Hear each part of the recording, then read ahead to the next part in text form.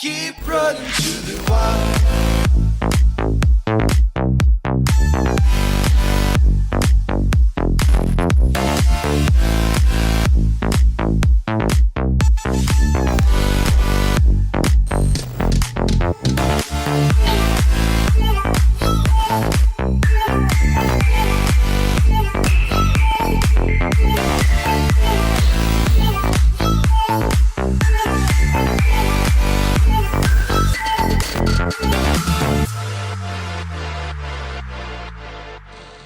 Olá, como vai? Tudo bem? Então ótimo. Tenho certeza que você está bem e vai ficar melhor agora.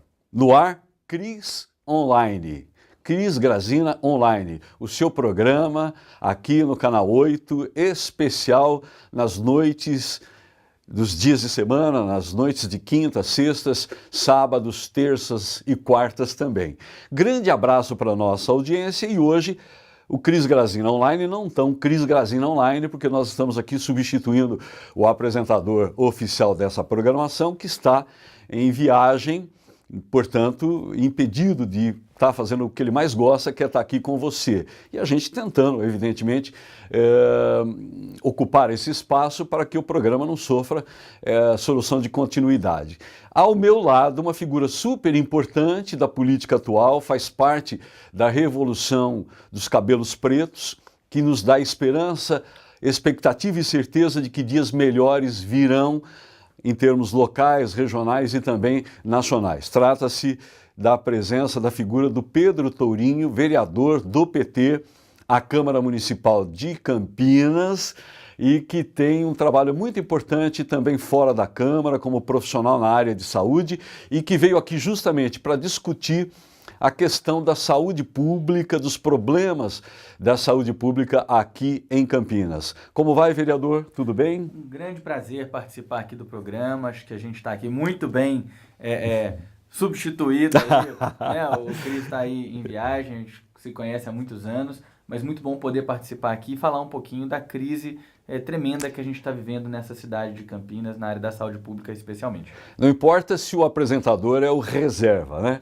Importa que o convidado é titular. E na pessoa do Pedro Tourinho, uma figura importante para esse momento. E em se tratando de saúde pública, a gente sabe que os problemas sempre existiram, existem e existirão.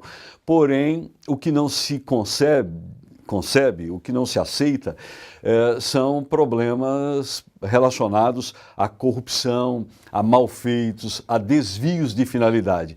E é justamente isso, Pedro, que está acontecendo aqui. Então, inicialmente, eu queria que o senhor descrevesse essa realidade como profissional de saúde que é, como médico, com um trabalho, apesar de jovem, com uma experiência muito grande nessa área e que tem muito a dizer sobre essa questão que diz respeito à vida de cada um de nós que habitamos essa cidade tão importante e às vezes maltratada num aspecto tão importante, tão vital para a sua existência como é a saúde. Bem, acho que é um tema realmente que merece muita discussão, né? E acho que é importante ressaltar, antes de mais nada, alguns detalhes para quem está nos assistindo, né? Às vezes a gente pensa que quem tem um plano de saúde ou quem tem muito dinheiro e pode pagar o seu atendimento à saúde diretamente do bolso, não usa o Sistema Único de Saúde, a saúde pública, pois quem acha isso está redondamente enganado, né? A saúde pública ela é responsável, por exemplo, pela segurança do ponto de vista de vigilância sanitária de todos os estabelecimentos que servem comida na cidade de Campinas. Então, se você vai num restaurante bacana, em Campinas e no Brasil, vai num restaurante comer uma comida, você está sendo beneficiado pela política de vigilância sanitária do Sistema Único de Saúde. Mais de 90% dos atendimentos de urgência e emergência do país são feitos na rede pública. Por quê? Você sofre um acidente de carro. Antes de desmaiar, você não lembra de tirar sua carteirinha do plano de saúde e colocar num lugar visível. Ninguém sabe quem tem plano de saúde ou não tem na hora da urgência. E para onde a gente vai? Vai para o serviço para o hospital de portas abertas. Portas abertas. Né? No caso de Campinas é o Mário Gatti, o Ouro Verde, né? São o hospital da Unicamp. A Unicamp. são os hospitais de referência. Então, é curioso que as pessoas às vezes não se lembram. As vacinações, 97% das vacinas no As Brasil. campanhas todas, né? Todas. E se a gente, por exemplo, não tem uma epidemia de uma determinada doença num ano ou no outro, é porque houve ação de saúde pública. Então, a primeira coisa quando a gente vai debater o SUS é lembrar todo mundo, todos usam o SUS. Todos usam o SUS. E o que acontece no SUS afeta indistintamente a todos nós. Inclusive o que você coloca é muito verdadeiro, né? A estrutura da saúde pública é aquela que suporta, inclusive, ações de maior complexidade que a rede particular não atende. Exatamente. Por exemplo, os transplantes de órgãos Pronto. no Brasil são, em sua absoluta maioria, feitos no setor público. Os tratamentos de quimioterapia e hemodiálise, tratamentos caros, né, questões que exigem muito investimento, tudo público, quase tudo dentro do setor Até porque os convênios hoje, por conveniência financeira, se negam, mesmo a pessoa pagando, a determinados procedimentos, não é isso, vereador? Exatamente. Tem uma lógica no setor privado da saúde que é diferente da lógica do setor público. O setor público fala o quê? Nós estamos trabalhando com a lógica do direito. Então, o direito a gente vai garantir para as pessoas, independentemente do que elas têm. No setor privado é o contrato. O contrato você escreve lá, eu tenho direito a isso, isso, isso e isso, está no contrato. Passou disso aqui no contrato, não é problema do plano de saúde. Então a cobertura não é integral. A cobertura integral é só o SUS. Enfim, fato é que a gente tem então essa primeira questão que a gente sempre tem que ressaltar, porque existe muita campanha negativa contra o Sistema Único de Saúde, não sem razão, porque há muitos problemas, mas por outro lado a gente tem que lembrar o tanto que esse sistema revolucionou a saúde no Brasil. Posto isso, de fato, a gente tem aqui na cidade de Campinas uma situação dramática. Por quê? Campinas foi, historicamente, uma das cidades de referência nacional na área da saúde pública. Eu mesmo. Eu nasci em Belo Horizonte, estudei medicina na Universidade Federal de Minas Gerais. Depois de me formar, eu decidi que eu precisava aprofundar os meus estudos na área de saúde pública. E olhei, falei, gente, onde que é o melhor lugar do Brasil para estudar saúde pública? Campinas. Referência nacional, reconhecida tanto na universidade quanto na prática do seu sistema de saúde. Cheguei aqui e passei a acompanhar dia após dia um processo de sucateamento, desmonte, né, dilapidação desse patrimônio municipal que foi conquistado a duríssimas penas. E aí, mais recentemente... E que ainda hoje, apesar dos pesares, apesar de tudo, ainda é considerado de ponta. Ah, sem dúvida. Pelo heroísmo dos seus servidores. Exatamente, exatamente isso. Vamos ressaltar isso e fazer essa ressalva, né? A inteligência humana aplicada, quer dizer, o conhecimento ainda é extraordinário. Não, perfeito. E seria maior se houvesse esse acompanhamento, essa mesma determinação com relação à política, né, de equipamento, de insumos, né, e de valorização do próprio profissional. Até mesmo de formação, educação continuada, valorização dos trabalhadores, né? O fato na saúde não é um robô que nos atende quando a gente adoece. Quem nos atende é sempre uma pessoa encontrando com a outra.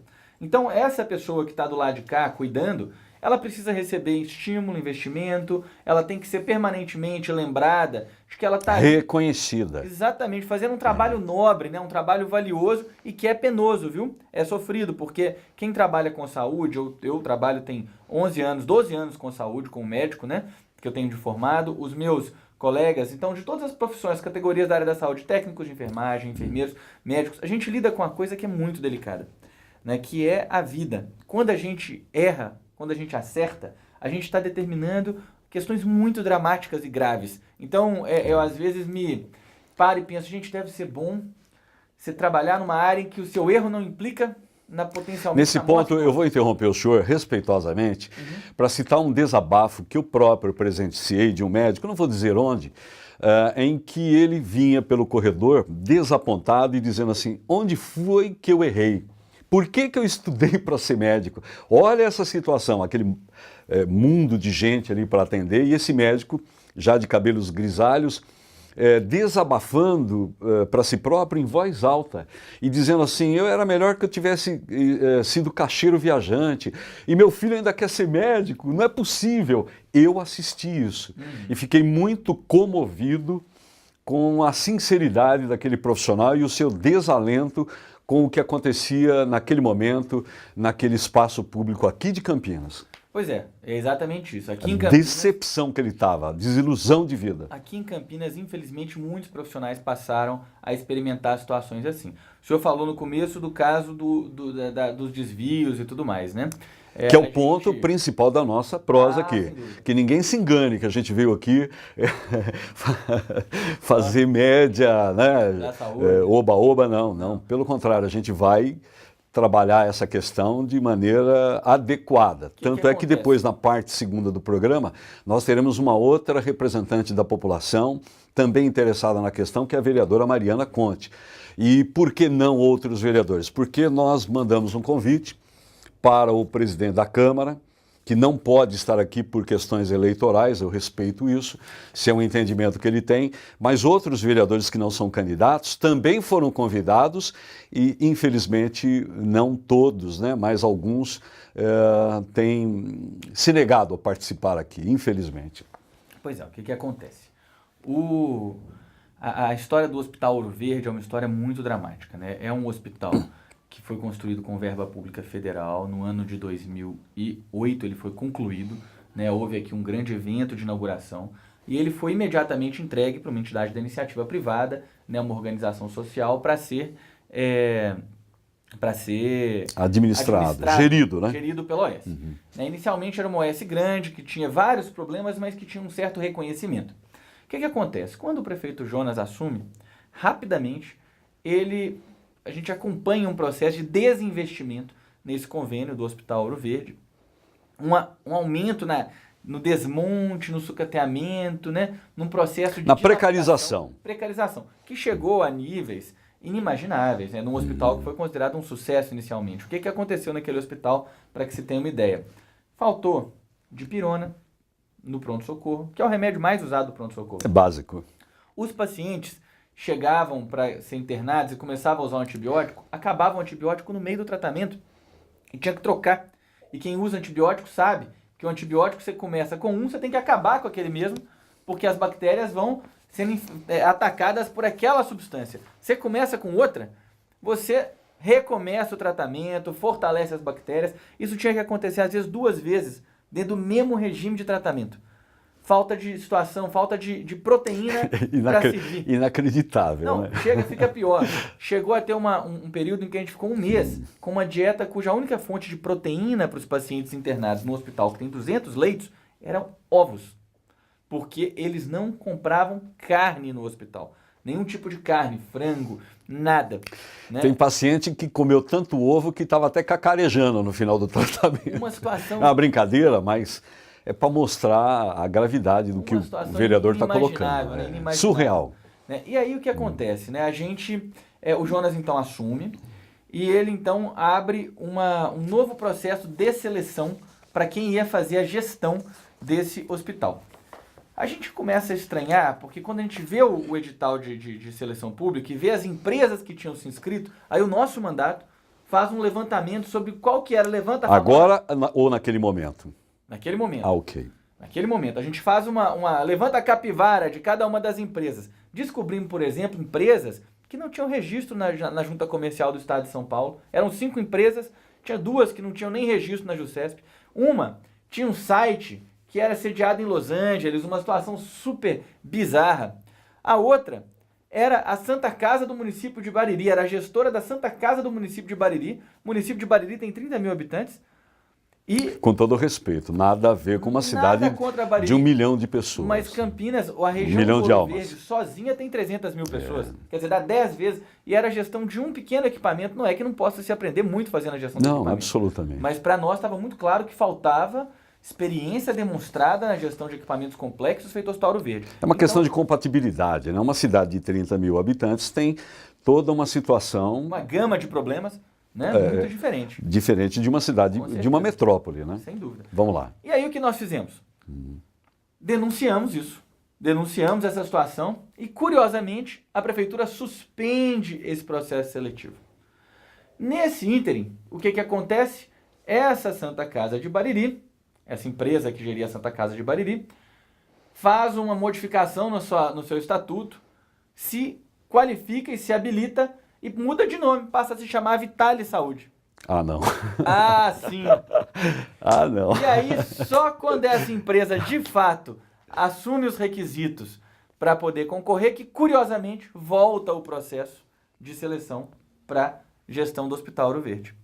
E aí abre-se novamente esse processo, a gente denuncia que essa situação era inadmissível, a gente sabia que essa empresa era uma empresa que não tinha capital. Quer dizer que a Vitalia era a Santa Casa de Bariri, Era a empresa que geria a Santa Casa que de Bariri. veio maquiada, Bem, né, renovada, veio... É o que diz o Ministério Público, né? E é o que a gente disse na tribuna mais de uma vez ao longo do ano de 16. Isso lá atrás. 2015 e 16. Ok. Quem quiser procurar na internet postagens do ano de 2015 e 16, vai ver as minhas denúncias. Né? Eu ainda estava no meu primeiro mandato de vereador, em 2016. Atualizando a conversa, e hoje, como é que está esse negócio? Não, hoje o que acontece Porque é o tema é extenso, né, complexo. Nossa denúncia chegou ao Ministério Público, né?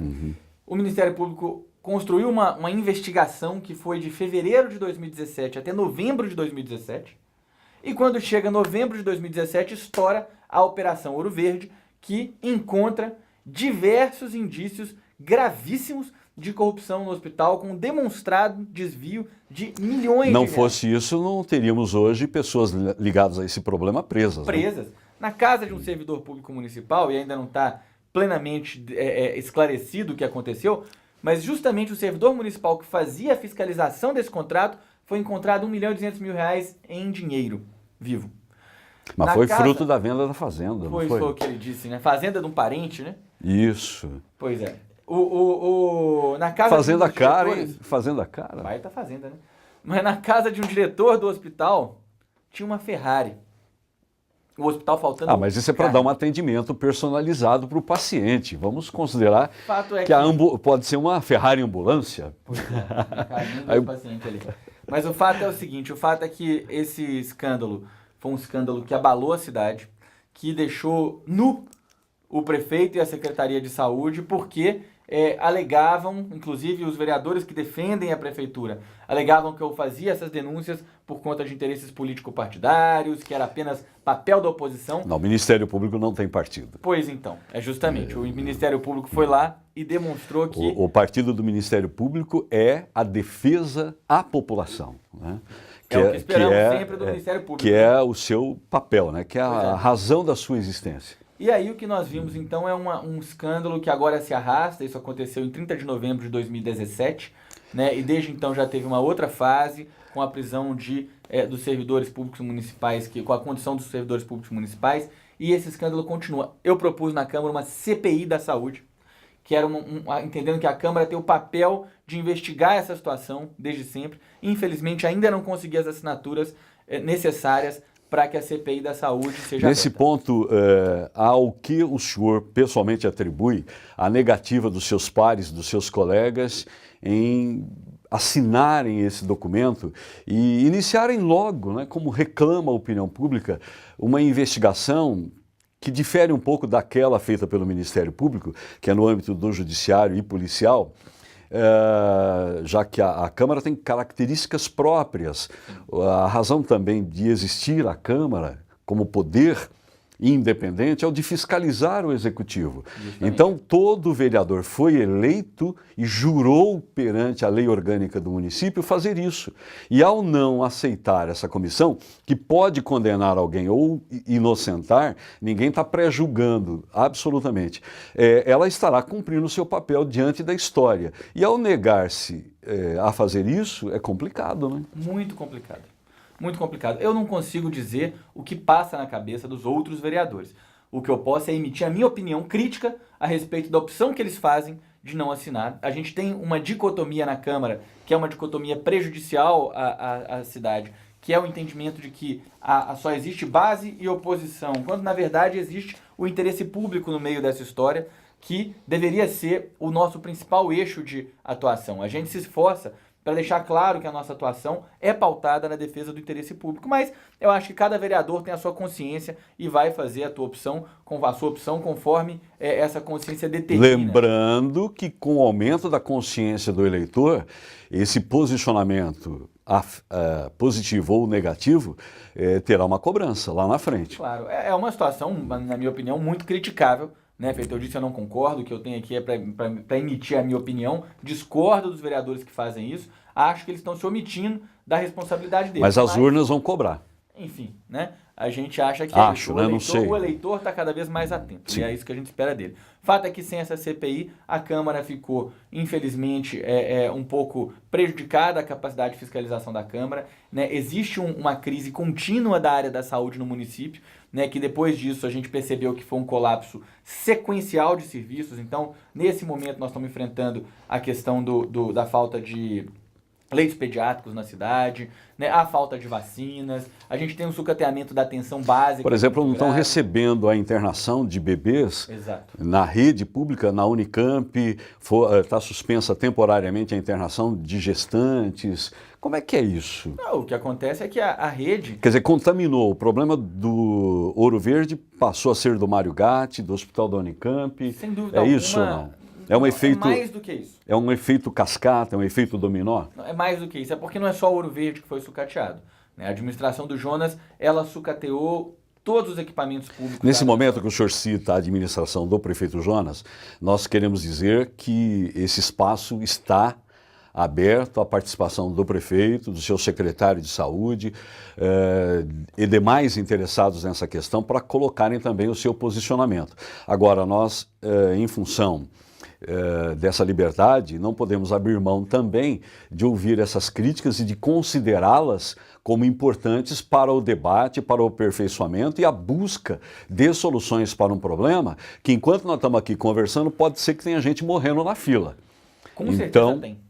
Então, Com certeza tem. é lamentável o que está acontecendo e é hora de todos, indistintamente, cada qual com o seu propósito, com a sua boa vontade, e, acima de tudo, levando em conta o interesse público, fazer sua parte para que vidas sejam poupadas. A população tem que saber o que aconteceu, é isso que o senhor colocou. Eu acho que todas as partes têm todo o direito de se defender, né? A prefeitura usa de amplos canais de comunicação para fazer isso, mas o que nós não podemos deixar também é de apontar o que ocorreu no prazo dos últimos 5 anos e meio. Né? Então, foi um sucateamento de diversos serviços. Houve fechamento, por exemplo, do pronto atendimento do centro, ele foi fechado.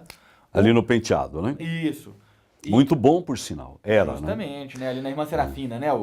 Ficava ali no Clube Cultura. E a UPA da região sul-leste, no Carlos Lourenço, as obras, elas andavam desde 2011, elas só foram concluídas em 2017, e desde maio de 2017 nós temos um lindo prédio enorme, pronto para funcionar e atender urgência e emergência da população, inclusive crianças, simplesmente abandonado. Não funciona, não abriu, nunca atendeu um paciente. Ali nas proximidades do shopping Dom Pedro, tem uma instalação, né? Também voltada para a saúde, construída pela MRV, na contrapartida de suas atividades aqui. Também nunca atendeu ninguém, nunca abriu. Né? Como é que pode se construir um equipamento como aquele e ficar o mesmo abandonado às traças, quer dizer, o mato crescendo? A prefeitura ela quer cortar o que a gente chama de custeio, porque fazer a obra é fácil, o caro é depois você administrar, manter as pessoas ali, pagar salários, né? E aí a prefeitura Mas essa não é a finalidade do poder público? A nossa crítica passa por aí. Então, mas não é a razão de ser do poder público, quer dizer, prefeitura, por exemplo, economiza em outra área, faz menos festa, faz menos publicidade. Justo. ou contrata menos gente comissionada, pendurada às vezes em funções, quando não havia necessidade. Corta onde não vai causar tanto problema a tantos munícipes, a tantos cidadãos. Pior, hoje eu vi no jornal a notícia de que a arrecadação esse ano estourou as expectativas. Tem um superávit aí de 340 milhões de reais. Esse é um dilema. A autoridade do poder público, em geral, ela se promove dizendo, olha, melhorou a arrecadação, está tudo indo muito bem. Tá. O mundo da autoridade pública, em geral, é cor-de-rosa na publicidade. Na realidade, as cores com as quais se pinta a vida no dia a dia são muito complicadas, são muito escuras. É muito triste. Enfim, o fato é que não há... Então, mas a arrecadação está boa. Está boa. A arrecadação subiu. Então... A arrecadação subiu. E, no entanto, o contingenciamento de gastos na área da saúde não diminuiu sobre nenhum aspecto. Levando em conta que o dinheiro para a saúde não é proveniente única e exclusivamente de uma só fonte. Ótima Vem do colocação. Estado e também do governo federal. Deveria vir do Estado, né? Vou contar para o senhor. Mas não vem? Não, vou contar para o senhor quando que vem. O que acontece? Hoje, o financiamento da saúde pública de Campinas ele tem a seguinte composição. Cerca de 70%, 72% é de recursos próprios da prefeitura. Algo próximo de 25% é do governo federal.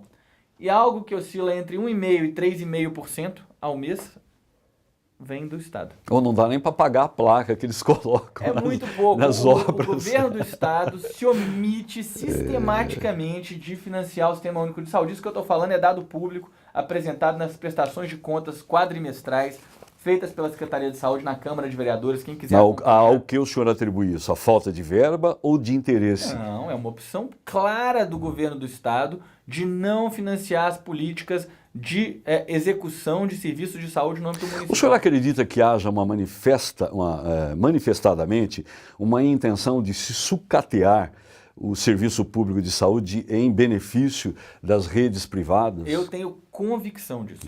Porque se trata de uma ação pensada, orquestrada, não é ocasional. Se fosse aqui um Estado que arrecadasse pouco, que tivesse dificuldades, tendo em vista a não industrialização, a não pujança da sua indústria, enfim, né? Se não fosse São Paulo, sim, aí tudo bem, mas São Paulo, né? É uma questão mesmo de opção e de escolha política sobre qual área nós vamos investir. Tem gestores públicos, e particularmente os que estiveram aí no governo do Estado ao longo dos últimos anos, que acreditam que ter saúde pública de qualidade, integral, é uma questão muito cara, difícil, né, e que, inclusive, sofrem pressão. O senhor é médico, desculpa. Se você não tratar, se você não prevenir, amanhã com a instalação da doença no ser humano, vai ficar muito mais caro. Quer dizer, então... tratado, sim. Sim. Bom, se ele morrer, também custa, mas custa para a família comprar o caixão, o espaço no cemitério, né? Lamentavelmente. Mas amanhã ou depois essa pessoa vindo a necessitar da rede pública não vai ficar pior para aquele governante do futuro? Claro que fica, né? Mas infelizmente nós temos governantes que pensam muito no curto prazo e governantes que acreditam que áreas como a saúde vão sempre acabar provocando um esforço extra da parte dos cidadãos que vão buscar comprar a saúde no setor privado. Então, mas hoje, vereador, a sua presença aqui é muito importante, né? Nos perdoem as interrupções, mas elas visam contribuir. O cidadão paga os seus impostos para ter segurança pública, educação e saúde, prioritariamente saneamento básico e outras áreas. E tudo que ele paga, ele não recebe de volta. Então, a segurança pública, às vezes, ele acaba tendo de fazer, instalar câmera, contratar um segurança, enfim. Na área de educação, há uma determinação constitucional de que a educação deva ser universalizada para todos. Aí ele tem que pôr o filho na escola particular, pagar o vestibular, pagar o cursinho. E na área da saúde, a situação é mais calamitosa ainda, porque nós estamos falando da vida ou morte das pessoas. Então ele paga para ter um serviço de saúde razoável e não tem. Onde isso vai parar e até quando será assim? Veja, no Brasil hoje, 75% da população não tem condições de pagar o setor privado de saúde. 75% da população usa o SUS em todas as suas necessidades de saúde. É uma situação que aí quando a gente para pensar, sabe quantos reais por dia a gente tem por cidadão para a área da saúde? A gente tem aproximadamente R$ 3,50 por dia por cidadão brasileiro gasto em saúde, somando as 3 esferas de governo. Então, é uma escassez de recursos. Eu até acho que o SUS consegue fazer muito com o pouco recurso que tem. Né? Esse valor que eu falei, ele chega a aproximadamente $1 por cabeça por dia. Dá 380, 400 dólares por cidadão por ano de gasto em saúde pública. É muito baixo. É muito baixo, né? Se você para pensar o custo de uma tomografia, uma internação numa unidade de terapia intensiva por dia para cada... Os insumos, né? R$3.000, né? Então, o fato é essa questão, né? O SUS ele ainda faz muito com o pouco recurso que tem. A gente precisava de mais recursos e melhor gestão e precisava justamente de enfrentar esse tipo de boicote que a gente vê alguns gestores que fazem por acreditarem que o melhor não era a saúde ser um direito e sim um bem de mercado. O ministro da Saúde que o Michel Temer colocou lá, ó, agora ele saiu para ser candidato, mas o nome dele era Ricardo Barros, ele deu publicamente uma declaração, e é a primeira vez na história do Brasil que um ministro da Saúde declara isso. Ele falou, o SUS é muito grande, muito complexo, não dá para ser do Brasil. Falou assim, quer dizer, um ministro que deveria ser o cara que veste a camisa da saúde pública e fala, nós vamos fazer, nós vamos acontecer, nós vamos melhorar o gasto em saúde, aumentar recursos, joga a toalha, e aí depois você descobre que as campanhas dele são financiadas pelos planos de saúde. Nada contra os planos de saúde, né? A iniciativa complementares, né? Suplementares até o nome. Suplementares. Suplementares. Que é para quem não é uma coisa assim, não vai faltar. A ideia não é faltar nada no SUS para eles complementarem. É ser algo extra para quem quiser. Okay. Entendeu? O problema... Para quem quiser um caráter melhor no aspecto de hotelaria, né? Perfeitamente. Falou tudo, hotelaria. Hotelaria. É porque em termos de assistência... Não porque quando o caboclo cai lá na rede particular e a coisa complica, ele vai ter um quarto, vai ter todo o atendimento, enfim, uma televisão para assistir, mas os procedimentos complexos serão utilizados com equipamentos do SUS. Frequentemente. É bom que saibam. Frequentemente, é isso mesmo, muito frequentemente. Enfim, fato é que nós temos um grande imbróglio, um grande dilema. E esse povo da iniciativa privada trata os seus doentes, recebe para tratar os seus doentes que vão depender do SUS, e aí eles não remuneram o SUS, tem mais essa... Ótima pergunta. Essa situação, né? Tem um dilema que é o seguinte também, por exemplo, eu tenho plano e eu sou atendido na urgência e emergência no Sistema Único de Saúde. Em tese, o Sistema Único de Saúde deveria ser ressarcido pelo plano, pelo atendimento que ele me prestou. É o que reza, né? A cartilha. Está na lei. Está na lei. Porém, existe um monte de quebra-mola que foi colocado lá, não por acaso, né, entre a cobrança desse recurso e o efetivo recebimento dele. Infelizmente, o que acontece é o contrário. O que nós temos é o sistema público subsidiando o sistema privado. E o sistema privado já conta com uma clientela menor e com uma quantidade de recurso maior do que o setor público.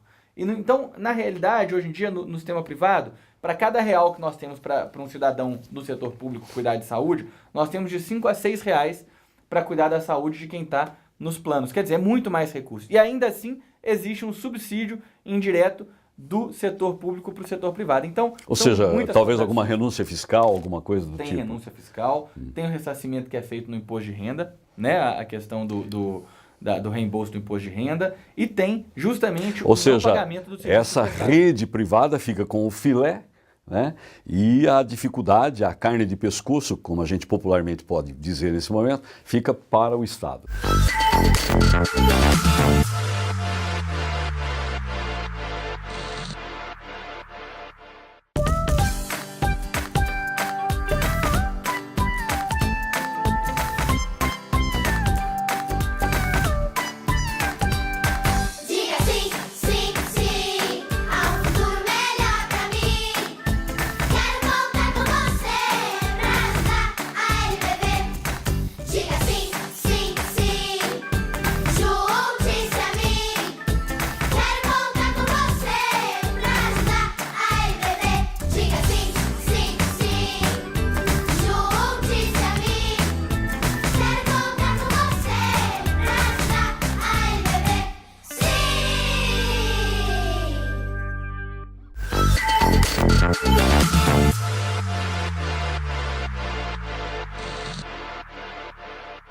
Estamos de volta com o programa Cris Grazina Online pela TV 8, pelo canal 8 da NET Vivo, aqui para toda a região metropolitana de Campinas. Bom, esse é um espaço democrático de debates de interesse público. E neles são colocadas, não de forma a confrontar ou trazer para cá um confronto entre pessoas, não.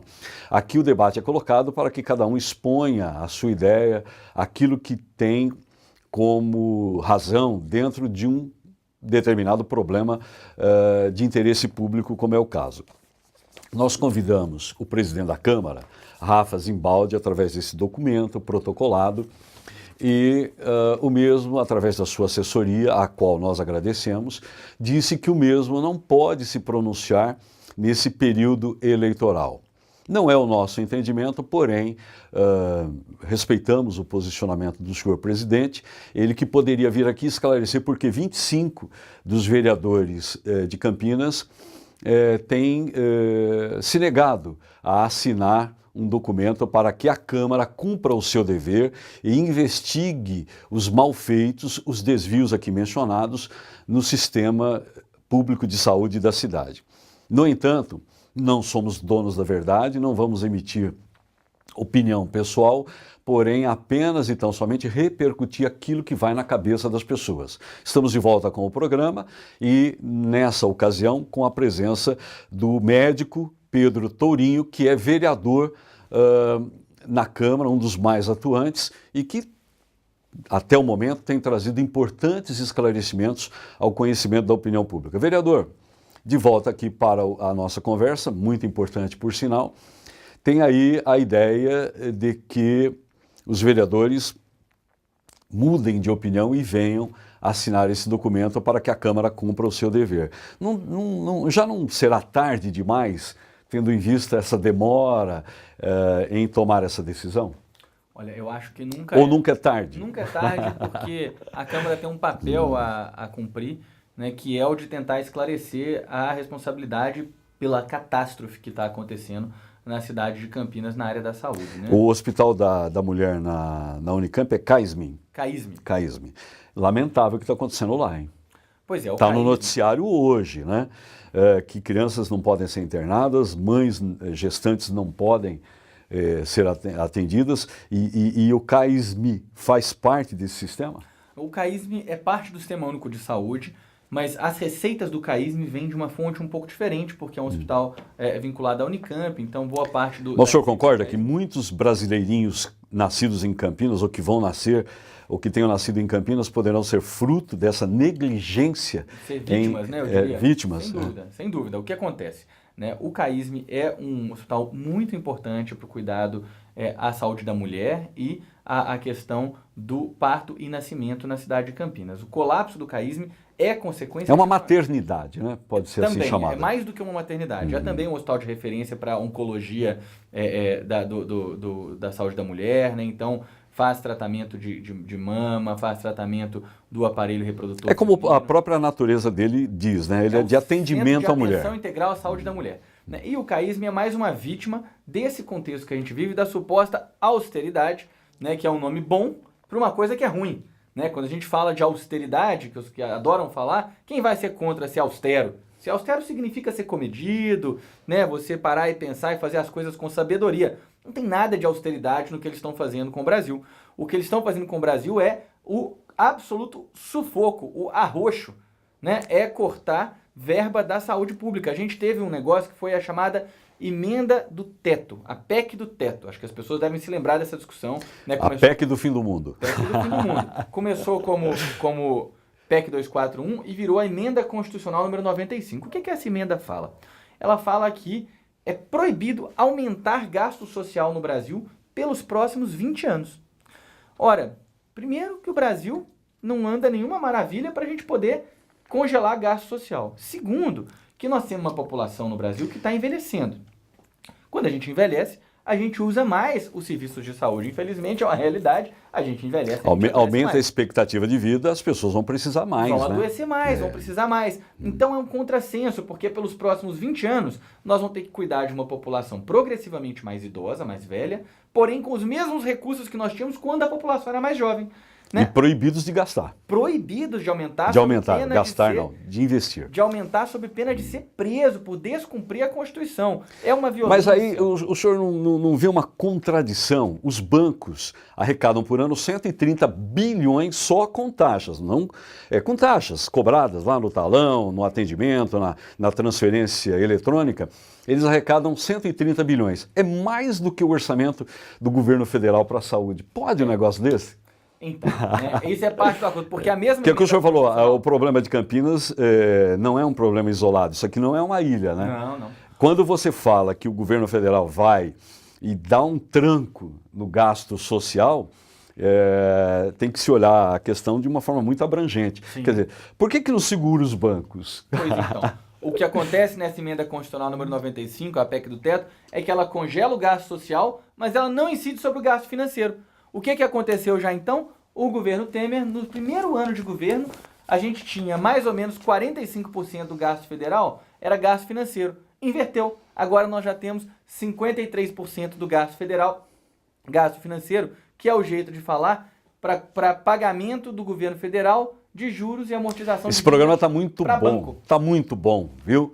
Oxalá mais espaços como esse surjam para que de forma responsável, de forma democrática, se possa discutir os problemas que dizem respeito à nossa vida em comunidade. E o momento é muito oportuno, além do mais, porque as eleições se avizinham. E para que a população tome uma decisão através do voto, de maneira consciente e acertada, é preciso que ela conheça a realidade que a cerca. E aqui é um fórum adequado, privilegiado para esse tipo de abordagem. Por isso eu estou muito feliz, viu, com a sua presença, vereador, nesse espaço, discutindo com tanta propriedade essa questão. Programa Cris Grazina online aqui no canal 8 para quem está chegando agora. É um grande prazer. Prossiga. Tadeu, é um grande prazer e é bom que a gente possa falar disso. A população tem que saber o que está Sim. em jogo, né? Que, por exemplo, cortar gasto social num país feito Brasil implica necessária e imediatamente em desassistir os pobres desse país, que são a maioria da Aliás, o população. Brasil já voltou para o mapa da fome nesses últimos 2 anos. Já voltou. A gente teve a volta Aí da tem, fome. tem gente ignorante que diz, mas é culpa dos governos anteriores. Eu não quero saber de governo anterior. O governo que está no poder agora é esse. Sim. E se a pessoa passa um dia sem comer 3 refeições, já quebrou esse programa. Então, se você fez cortes nas verbas sociais nesses 2 anos, então há 2 anos as pessoas deixaram de comer. Sim. E aí voltaram para aquele tempo em que as pessoas morriam de fome ou tomavam sopa de papelão no Brasil. Que coisa horrível. E agora tem-se uma notícia aí na rede de que crianças estão vendendo seus corpos, né, estão sendo abusadas sexualmente nos estados do norte, servida lá por uma extensa rede de rios e afluentes, pelos barqueiros, por turistas inescrupulosos que estão trocando 1 litro de óleo, 1 quilo de mantimento por sexo com crianças. Deus me livre. Ai de quem está praticando isso, de quem está fazendo isso, de quem está possibilitando isso. Vai pagar. É um horror e é parte de um processo absolutamente previsível de recrudescimento, deterioração da vida social no Brasil. Né? Um governo que não tem como eixo principal o desenvolvimento do Brasil com solidariedade, entendendo que nós temos muitas desigualdades sociais, muita pobreza e que nós precisamos de muitas políticas que venham a enfrentar e algum tempo, né? Exatamente. Algum tempo também. Muitas Nada se resolve com a varinha de condão, Não, né? precisa de tempo, precisa de políticas públicas que garantam acesso a direitos para a população. E principalmente honestidade, né? Também. Na aplicação dos recursos, na boa gestão desses recursos. E o fato é que, assim, esse governo do Michel Temer, que, feito eu falei, é um governo apoiado pelo governo do Alckmin, pelo governo do estado do Rio de Janeiro. São várias as instituições aí que têm promovido o apoio a esse desmonte, têm sido muito, muito, muito ativos em desconstruir uma lógica de maior justiça social no nosso país. Isso nos preocupa demais e eu acho que, de fato, esse ano é oportuno porque isso tudo está em jogo.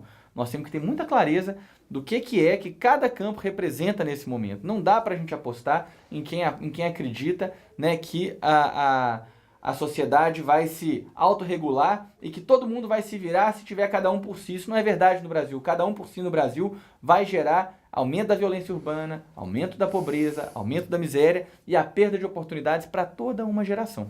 Vereador, eu não posso deixar de abordar uma questão aqui que está muito em pauta no momento, que é essa pré-campanha aos postos de deputado estadual, deputado federal, governador, senador e presidente da República. Como é que o senhor está vendo, com a visão privilegiada de parlamentar municipal de uma importante cidade do estado de São Paulo, essa questão e o aparecimento de ideologias e filosofias tão digamos assim, diferentes, né? Eu ia dizer nefastas, mas eu não quero colocar dessa forma, tão diferentes àquilo que o senhor acaba de colocar, que é necessário trabalhar em prol da construção de um país melhor para todos. Eu acho que essas ideologias, elas sempre existiram e elas sempre tiveram força dentro do governo do Estado, do Brasil inteiro. Só que elas antes eram envergonhadas, elas se escondiam, né? A gente teve gente que... Tá, como é que alguém pode falar, olha, eu falei que aquele cara lá, que ele tem um peso em arroba e não sei o quê. Ah, mas eu tô brincando, isso é uma brincadeira. Quer dizer, Sempre existiu. o caboclo é candidato a um cargo público ou a palhaço da corte ou a humorista do ano? Mas veja... Quer dizer, como é que alguém fala um negócio? Ah, eu vou soltar uma bomba no quartel. Não, eu estava brincando, não foi isso que eu falei. Tem gente, Então- tem gente que de fato está fazendo a disputa desse ano e tem gente que é útil à disputa. Eu acho que esses candidatos aí fascistas, falastrões, eles são úteis. Fanfarrões. Eles são úteis, né? Eu não vou ficar aqui fazendo propaganda com o nome de ninguém, eles são úteis, porque na verdade, na hora que começar o processo eleitoral de verdade, eles vão minguar, porque eles têm segundos para poder conversar com a população. Eles são... Não é o tempo, vereador. Poderiam até não ter tempo Não, e nenhum não na tem ideia, mídia. não tem Eu ideia. acho que não tem proposta. Exatamente. Né? E fato é O problema seguinte, não é a falta de tempo para falar, é o que falar. O que de Talvez fato- esse tempo pouco que ainda tenham seja muito porque o discurso é vazio. Não, e mais. Talvez seja muito, né? 6 segundos é até muito para essas figuras. Mas o fato é que Se deixar falar, vai falar mais bobagem. quem está de fato na disputa nesse processo é a turma que deu esse golpe no Brasil, que fez a PEC do teto, que fez a reforma trabalhista, que tirou direitos dos trabalhadores, que acentuou o desemprego no Brasil, contra quem tem um projeto de um Brasil mais solidário, que acredita mais em si mesmo. Né? Gente que está, por exemplo... O senhor falou que esses processos, ou esse tipo de manifestação era envergonhada. O que aconteceu hoje? Foram as mídias sociais, a democratização que fizeram aparecer, florescer esses procedimentos tão distantes daquilo que é a essência do povo brasileiro, que é o da solidariedade, do sentimento cristão, de amor ao próximo? Eu acho que o que aconteceu foi uma fabricação. Havia necessidade de se derrotar um projeto, que era um projeto bem sucedido, que estava incluindo milhões de pessoas, que teve no Lula o seu melhor presidente na história do Brasil, né? E a necessidade de derrotar esse projeto fez com que, né, os nossos adversários dessem voz e vez às mais diversas bizarrices, algumas das quais pegaram, colaram. Né? Então, quem eram esses interlocutores há 10 anos atrás? Essas pessoas não existiam na vida pública. Marco Feliciano, Jair Bolsonaro, eram zero à esquerda, irrelevantes. Eles foram vitaminados por uma ação midiática que causou uma polarização. Tipo o MBL, por exemplo, que agora MBL. começa a sofrer as consequências. Uma entidade especialista em produção de fake news. Né, especialista Uma em... conduta perversa, né? Absolutamente porque irresponsável. se tenta destruir biografias, né? O nome de pessoas, né? Com notícias mentirosas. Não, complicado uma isso. entidade especializada em fake news. Né, E pior, especializada em financiada enganar. por grandes grupos empresariais. Claro. E que disse, na verdade, militante legítimo. Mas enfim, não é deles que nós vamos falar. O fato é que existe essa produção. Aliás, vamos voltar para a saúde pública de Campinas, que é o objetivo de estarmos aqui. Mas né? é porque Mas é que a conversa é boa, né? A Conversa saúde pública, boa. né? É impossível a gente pensar em saúde pública num país em que os grandes debatedores da vida pública nacional não estão implicados em tentar resolver o problema da saúde no Brasil. Eles estão, na verdade, implicados em atacar o próximo, em hostilizar minorias, né? Em agredir as mulheres, que não são minoria, que são maioria, né? Em, de fato, tentar polarizar de uma maneira absolutamente falsa a sociedade em torno de problemas que não são os problemas centrais do Brasil. O nosso maior problema no país hoje é o desemprego, é a desconstrução da saúde pública, é a privatização de patrimônio público, A precarização na educação. venda de patrimônio público, a desmonte da educação. Aliás, venderam uma concessionária de energia essa semana pelo preço simbólico de R$50 mil. Pois é. Na Bolsa. É algo... e comemoram. É uma situação que quem comemora é quem comprou, né?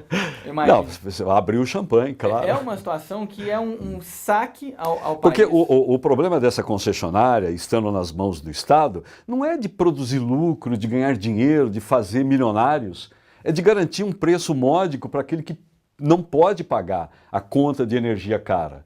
não é verdade? Quer dizer, pouco importa se a Bolsa de Nova York vai subir ou descer, se o investidor da Petrobras vai ganhar ou perder lá fora, gente. Importante é que o combustível aqui seja razoável para o caminhoneiro trabalhar. Sim. Quer dizer, você não pode ver uma empresa estratégica dessa pelo ponto de vista capitalista, puro e simples. Né? E as pessoas não se dão conta e ficam até envolvidas. Confusas. Confusas, envolvidas e defendendo esse modelo, Sim. que é um absurdo. Sim, é Pouco importa se ali está desse jeito, se lá está do outro jeito, o nosso problema é o Brasil. Né? Vender esse tipo de recurso estratégico, né? Hoje, das 20 maiores petrolíferas do Brasil, do mundo, perdão, né? Pelo menos 15 são estatais, sabia disso? A maior empresa... na verdade, você privatiza aqui e vende para a estatal da Noruega, né? Pô, entendeu? legal. São estatais. Aí você pega, privatiza aqui e vende para a estatal da China. Belo negócio. É um recurso que é muito estratégico para a sua gestão. Não vai está nos atrelada... Não, perdão, vereador, eu me entusiasmo. Vai comprar uma estatal nos Estados Unidos. Ou na Europa. Ou na China. São empresas cuja função ela está atrelada a um projeto. O Ike Batista tentou. Nacional. O Ike Batista, não vamos discutir aqui a vida dele, né? Nada. Mas ele fez uns navios para ir à China, né? Sim. Vê se os chineses deixaram ele encostar os grandes navios dele nos portos da China, em detrimento da indústria naval desse grande país.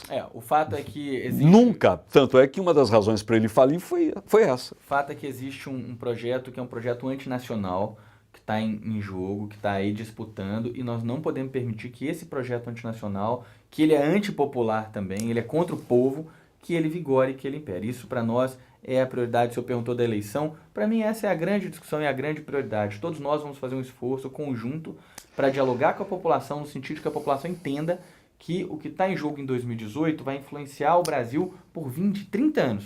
E a gente às vezes não percebe. O que fizermos hoje ou deixarmos de fazer terá consequência na vida dos seus filhos, dos nossos netos, enfim. Legitimar na urna esse projeto de submissão nacional a uma ordem supranacional, de desmonte dos nossos patrimônios estratégicos, vai nos prejudicar por uma geração. Vai demorar pelo menos uma geração, se tivermos sorte, para nos recuperarmos dessa pancada. Vereador Pedro Tourinho, poucos minutos nos restam para encerrar esse agradável momento aqui da TV, né? E eu queria que então voltássemos para o eixo inicial, que é essa necessidade da criação de uma comissão processante ou de investigação, de acompanhamento aos graves problemas denunciados na saúde pública. O que o senhor espera a partir de agora? Como é que está esse movimento para a gente encerrar? Bem, acho que esse ano é um ano em que essa crise está ainda se desenrolando, é mais do que tempo para que a CPI seja aberta. A gente aguarda, né, os próximos passos do Ministério Público, mas a gente entende que cada vereador, cada munícipe tem a responsabilidade de atuar no sentido de tornar mais público o que aconteceu ali naquele hospital. Né? Um desvio da ordem de milhões de reais no equipamento público, numa política que já conta, feito eu falei aqui, com recursos escassos. Você imagina, feito eu disse aqui, que são $400 por cabeça por ano, e a gente ainda tem... O senhor aumentou sim, o senhor falou no começo 300. Entre $300 e $400 por cabeça. Melhorou um pouco esse orçamento. Depende do câmbio, né? Mas o fato é que a situação já é escassa e a gente ainda por cima tem gente fazendo roubo nesse contexto.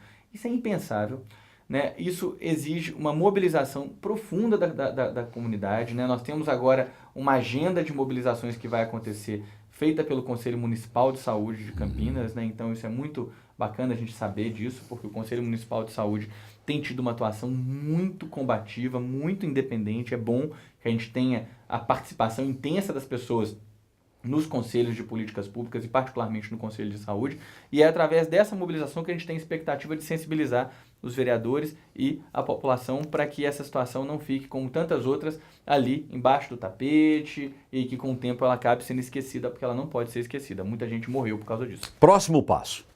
Próximo passo, as sessões da Câmara estão sendo retomadas, a gente vai voltar, né, com uma agenda de denúncia, debate na tribuna, apresentação de evidências para sensibilizar a população e fortalecer a ação junto ao Conselho de Saúde no sentido da mobilização popular, em todos os bairros, todas as vilas, em todas as comunidades, para pressionar tanto os vereadores quanto a própria população para não se omitir. Na prática, os senhores têm 8 assinaturas pró-abertura da comissão. Faltam 3. né? Faltam 3. Desses 25, o senhor acredita que algum desses membros do Legislativo vão ponderar a possibilidade de mudarem de opinião e romperem com essa inércia e virem a assinar esse documento, possibilitando que a Câmara cumpra com a sua obrigação? Essa é a nossa expectativa permanente, né? Eu não consigo Sem falar... julgar, né? Pode ser que ao final da comissão, quem hoje é diabinho vire santo, e algum santo pode também se transformar num capetinha, né? É impossível a gente avaliar a consciência dos vereadores, feito eu falei, mas a nossa expectativa é de que eles todos vão ter consciência de que essas... Aliás, cada vereador hoje está fazendo história, né? Sim. É uma página da história. Daqui a 100 anos, os futuros campineiros, que ainda haverão de nascer, verão o que a Câmara fez hoje. Vão ler, vão estudar, vão analisar. Então é muito importante que cada um tenha essa consciência, né? Exato. Então tá. Sua despedida. Bem, eu quero agradecer muito aqui a vocês pela oportunidade desse debate, né? Mandar um abraço para o Cris, que está viajando, né? Mandar um abraço para todos os espectadores que acompanharam o nosso programa. Nossa rede social está disponível para ser acessada por quem quiser, né? O Facebook é facebook.com/TourinhoPedro, é o meu nome ao contrário, né? Não é Pedro Tourinho, é Tourinho Pedro, né? O nosso Instagram também é Tourinho Pedro. O senhor tem sido um tourinho ou um tourão na Câmara? Tenho tentado, né, ser o melhor possível. Mas o fato, assim, nosso Facebook tá lá. Tem que Instagram, chifrar a corrupção. ou enfrentar ela de frente. Mas também o nosso gabinete, o telefone é 3736-1320. O senhor, como médico, acredita que a saúde, há remédio para a saúde de Campinas? Claro que há remédio, sempre há, né? Enquanto o coração bate, há remédio. Então, mas vai precisar de pública transfusão, transplante ou de uma cirurgia de amputação de determinados comportamentos? Eu acho que precisa de cirurgias amplas aí nessa história, viu? Mas o paciente vai sobreviver. Vai, o paciente vai sobreviver e a gente vai prevalecer, eu tenho certeza disso. Tá, prossiga com a sua despedida que eu interrompi. É isso, nosso gabinete está lá disponível, o telefone é 3736-1320, né? Podem sempre entrar em contato conosco e no mais a gente está à disposição para debater, discutir, ir nas comunidades, basta entrar em contato conosco que a gente vai se ver, tá bom? Muito obrigado e foi um prazer ter estado aqui com vocês. Termina aqui mais um programa Cris Grazina Online pelo Canal 8, NET, Vivo, TV, para toda a região metropolitana de Campinas. Na próxima vez que voltarmos aqui, teremos a participação de outra vereadora dentro dessa série de debates em relação à saúde de Campinas, Mariana Conte. Grande abraço para você, até a próxima, muito obrigado.